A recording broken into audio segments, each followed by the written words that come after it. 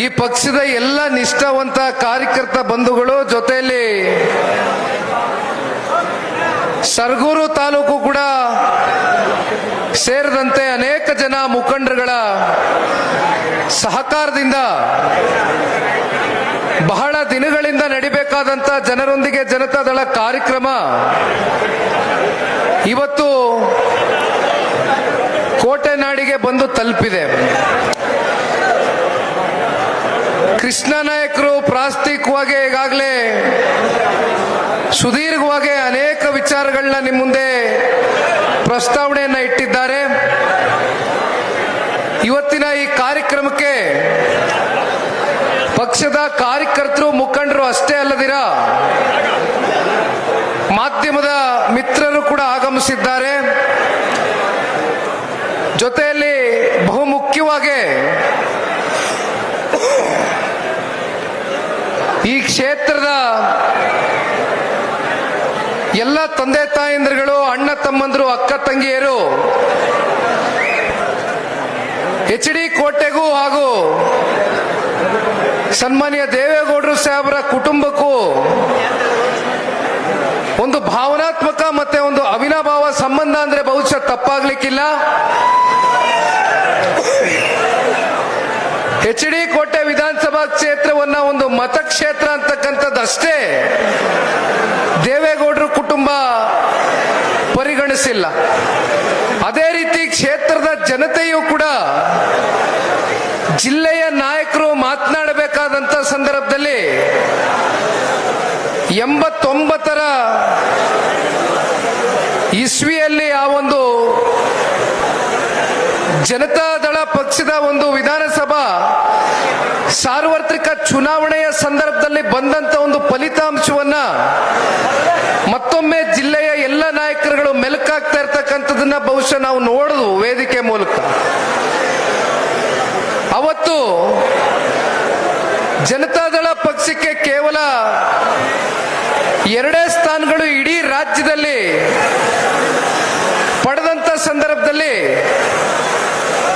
ಒಂದು ಕಡೆ ವೇಮಗಲ್ಲು ಇವತ್ತು ವೇಮಗಲ್ಲಾಗಿ ಉಳಿದಿಲ್ಲ. ವೇಮಗಲ್ಲು ಕ್ಷೇತ್ರವನ್ನ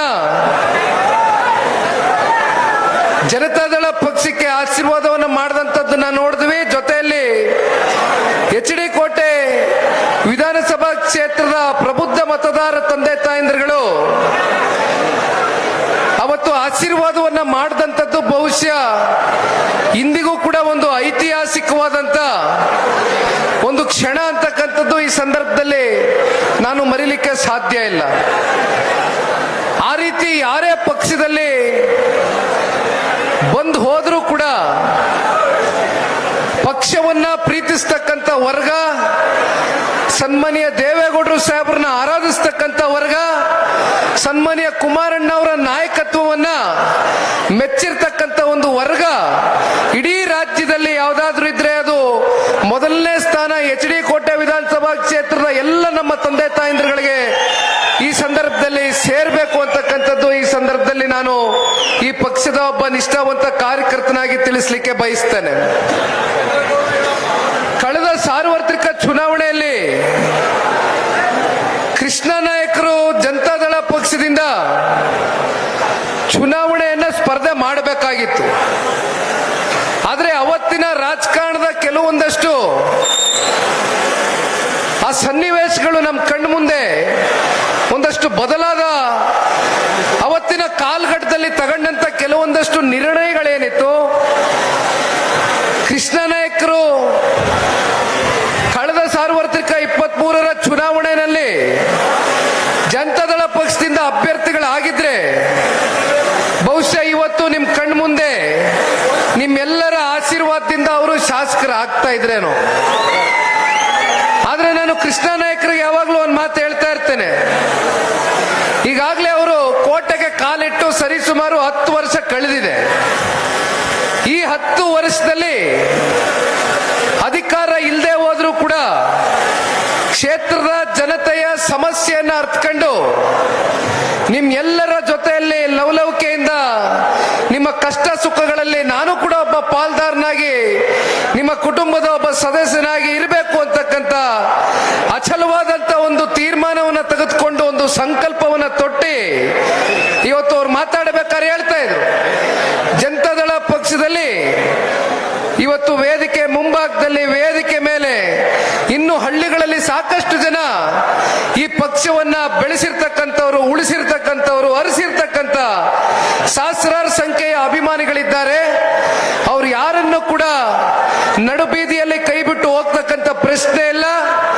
ಜನತಾದಳ ಪಕ್ಷದ ಕಾರ್ಯಕರ್ತರಿಗೆ ಹೆಗಲಿಗೆ ಹೆಗಲು ಕೊಟ್ಕೊಂಡು ನಾನು ಈ ಪಕ್ಷದ ಕಾರ್ಯಕರ್ತನಾಗಿ ಸನ್ಮಾನ್ಯ ಕುಮಾರಣ್ಣವರ ನಾಯಕತ್ವದಡಿ ಮುಂದಿನ 2028ರ ಸಾರ್ವತ್ರಿಕ ವಿಧಾನಸಭಾ ಚುನಾವಣೆಯಲ್ಲಿ ನಿಮ್ಮೆಲ್ಲರ ಆಶೀರ್ವಾದವನ್ನ ಬೇಡಿ ಕ್ಷೇತ್ರದ ಸರ್ವತೋಮುಖ ಅಭಿವೃದ್ಧಿಗೆ ಮುಂದಿನ ದಿನಗಳಲ್ಲಿ ನಾನು ಒಂದು ಸಂಕಲ್ಪವನ್ನು ತೊಟ್ಟಿ ನಿಂತಿದ್ದೇನೆ ಅಂತಕ್ಕಂಥದ್ದು ಬಹಳ ಗಟ್ಟಿ ಧ್ವನಿಯಿಂದ ಕೃಷ್ಣ ನಾಯಕರು ಹೇಳಿದಂಥದ್ದನ್ನ ನೋಡಿದಂತ ಸಂದರ್ಭದಲ್ಲಿ, ಕೃಷ್ಣ ನಾಯಕರು 10 ವರ್ಷ ಆಗಿರ್ಬೋದು ಕೋಟೆಗೆ ಬಂದು, ಎಷ್ಟೋ ಜನ ಮೊದಲನೇ ಬಾರಿಯೇ ಶಾಸಕರಾಗ್ತಕ್ಕಂಥ ಅವಕಾಶಗಳು ಸಿಗುತ್ತೆ.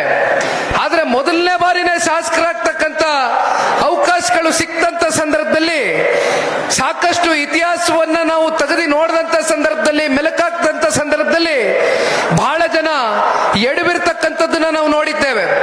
ಹಾಗಾಗಿ ಕೃಷ್ಣ ನಾಯಕರಿಗೆ ಈ ಸಂದರ್ಭದಲ್ಲಿ ಈ ಪಕ್ಷದ ಒಬ್ಬ ಯುವ ಕಾರ್ಯಕರ್ತನಾಗಿ ಒಂದು ವಿಷಯವನ್ನ ತಿಳಿಸ್ಲಿಕ್ಕೆ ಬಯಸ್ತೇನೆ.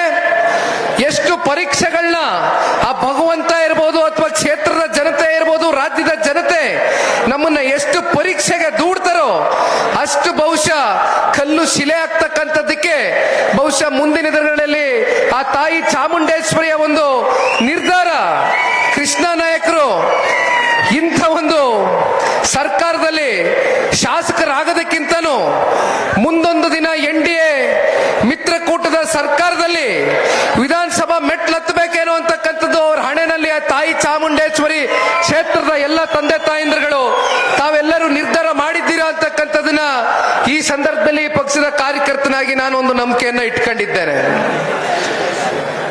ಕಳೆದ ವರ್ಷ ಅಂದ್ರೆ ಹೊಸ ವರ್ಷಕ್ಕೆ ಕಾಲಿಟ್ಟುಬಿಟ್ಟಿದೀವಿ. ಕಳೆದ ವರ್ಷ ಅಂದ್ರೆ ಏನು, 1 ವರ್ಷ ಆಗಿಲ್ಲ. ಬಹುಶಃ ಕೃಷ್ಣಣ್ಣ ಏನೋ ಒಂದು 6 ತಿಂಗಳು ಕಳೆದಿದೆಯೇನೋ ಅಂತ ಅನ್ಕೊಳ್ತೇನೆ. ಹುಲಿ ದಾಳಿಯ ಪ್ರಕರಣದಲ್ಲಿ ಸಾಕಷ್ಟು ತಾಲೂಕಿನ ಜನತೆ ಇವತ್ತು ತತ್ತರಿಸಿ ಹೋಗಿರ್ತಕ್ಕಂಥದ್ದನ್ನ ನಾವು ನೋಡ್ತಾ ಇದ್ದೇವೆ. ಸಾಕಷ್ಟು ಮನೆಗಳಿಗೆ ಹುಲಿ ದಾಳಿಯಾದಂತ ಸಾಕಷ್ಟು ಜನ ರೈತಾಪಿ ವರ್ಗಕ್ಕೆ ಬಹಳ ಗಂಭೀರವಾಗಿ ಗಾಯಗೊಂಡಂತ ಸಂದರ್ಭದಲ್ಲಿ ಕೃಷ್ಣ ನಾಯಕರು, ನಾನು ಪತ್ರಿಕೆಯಲ್ಲಿ ಆ ಮಾಹಿತಿಯನ್ನ ಪಡ್ಕೊಂಡು ಅವ್ರಿಗೆ ಕರೆದು ಕೂರಿಸಿ ಮಾತಾಡಿದಂತ ಸಂದರ್ಭದಲ್ಲಿ ಒಂದು ಕೃಷ್ಣ ನಾಯಕರೇ ಒಂದು ಸಮಯ ನಿಗದಿ ಮಾಡಿ ಯಾವ ರೈತ ಕುಟುಂಬಗಳಿಗೆ ಅವರ ಹೊಲ ಗದ್ದೆಗಳಲ್ಲಿ ಕೆಲಸ ಮಾಡಬೇಕಾದಂತ ಸಂದರ್ಭದಲ್ಲಿ ಆ ಪ್ರಾಣಿ ಜೊತೆಗೆ ಒಂದು ಸಂಘರ್ಷಕ್ಕೆ ಒಳಗಾದಂತ ರೈತರ ಮನೆಗಳಿಗೆ ಭೇಟಿ ಕೊಡ್ತಕ್ಕಂಥ ಒಂದು ಕಾರ್ಯಕ್ರಮವನ್ನು ನಿಗದಿ ಮಾಡಿ ನಾನು ಬರ್ತೇನೆ, ಇಡೀ ದಿನ ನಾನು ಕ್ಷೇತ್ರವನ್ನ ಪ್ರವಾಸವನ್ನ ಇಟ್ಕೊಳ್ತೇನೆ, ನನ್ನನ್ನು ಕರ್ಕೊಂಡು ಹೋಗೋಣ, ಜೊತೆಯಲ್ಲಿ ಸಾಂತ್ವನವನ್ನ ಹೇಳೋಣ, ಜೊತೆಯಲ್ಲಿ ಕೈಲಾದಷ್ಟು ಮಟ್ಟಿಗೆ ಕೃಷ್ಣ ನಾಯಕರು ಧನ ಸಹಾಯವನ್ನು ಮಾಡಿದ್ದಾರೆ. ಅದೇನು ದೊಡ್ಡ ವಿಚಾರ ಅಂತ ನಾನು ಹೇಳಲಿಕ್ಕಿಲ್ಲ, ಕಾರಣ ಇದು ಅವರ ಕರ್ತವ್ಯ, ನಮ್ಮೆಲ್ಲರ ಕರ್ತವ್ಯ. ಆದ್ರೆ ವಿಪರ್ಯಾಸ ಏನಪ್ಪಾ ಅಂದ್ರೆ ಬಹುಶಃ ಕಳೆದ 1 ದಶಕದಲ್ಲಿ ಇವತ್ತು ಹುಲಿ ದಾಳಿಯ ಹಾಗೂ ಆನೆ ದಾಳಿಯ ಮಾನವ ಮತ್ತೆ ವನ್ಯ ಜೀವಿಗಳ ಒಂದು ಸಂಘರ್ಷದ ಆ ಪ್ರಕರಣದಲ್ಲಿ ಹೆಚ್ಚು ಕಮ್ಮಿ ರಾಜ್ಯದಲ್ಲಿ 161 ಜನ ಬಲಿಯಾಗಿದ್ದಾರೆ. 1 ದಶಕದಲ್ಲಿ ಇದು ಅತ್ಯಂತ ಗರಿಷ್ಠ ಮಟ್ಟಕ್ಕೆ ಹೋಗಿ ತಲುಪಿದೆ ಅಂತಕ್ಕಂಥದ್ದಾದ್ರೆ ರಾಜ್ಯ ಸರ್ಕಾರದ ಅರಣ್ಯ ಮಂತ್ರಿಗಳು ಯಾವ ರೀತಿ ಅವರ ಕೆಲಸವನ್ನ ನಿರ್ವಹಣೆ ಮಾಡ್ತಾ ಇದ್ದಾರೆ ಅಂತಕ್ಕಂಥದ್ದು ಬಹುಶಃ ಇದಕ್ಕಿಂತ ದೊಡ್ಡ ಉದಾಹರಣೆ ಇನ್ನೊಂದು ಸಿಕ್ಲಿಕ್ಕಿಲ್ಲ. ಮತ್ತೊಂದು ಕಡೆ ಕಳೆದ 3 ವರ್ಷದಲ್ಲಿ ಇಡೀ ಮೈಸೂರು ಜಿಲ್ಲೆಯಾದ್ಯಂತ ಹುಲಿಗಳು ಹತ್ತತ್ರ 21 ಹುಲಿಗಳು ಇವತ್ತು ಜನ ವಾಸವಾಗಿರ್ತಕ್ಕಂಥ ಪ್ರದೇಶಗಳಲ್ಲಿ ಬಂದು ಜನರಿಗೆ ಪ್ರತಿನಿತ್ಯವೂ ಕೂಡ ಒಂದು ಆತಂಕದ ಒಂದು ಪರಿಸ್ಥಿತಿಗಳನ್ನ ನಿರ್ಮಾಣ ಆಗಿರ್ತಕ್ಕಂಥದ್ದನ್ನ ನಾವು ಇಡೀ ರಾಜ್ಯದಲ್ಲಿ ಏನ್ ನೋಡ್ತಾ ಇದ್ದೇವೆ. ಮೈಸೂರು ಜಿಲ್ಲೆ ಇರ್ಬೋದು, ಅದರಲ್ಲೂ ಎಚ್ ಡಿ ಕೋಟೆಯಲ್ಲಿ, ಮೈಸೂರು ಜಿಲ್ಲೆಯಲ್ಲಿ ಸಾಕಷ್ಟು ಜನ ಇವತ್ತು 25ಕ್ಕೂ ಹೆಚ್ಚು ರೈತಾಪಿ ವರ್ಗ, ಅದರಲ್ಲಿ ಯುವಕರು ಕೂಡ 5 ಜನ ಇವತ್ತು ಈ ಒಂದು ಪ್ರಕರಣದಲ್ಲಿ ಪ್ರಾಣ ಕಳ್ಕೊಂಡಿರ್ತಕ್ಕಂಥದ್ದನ್ನ ನಾವು ನೋಡಬಹುದು.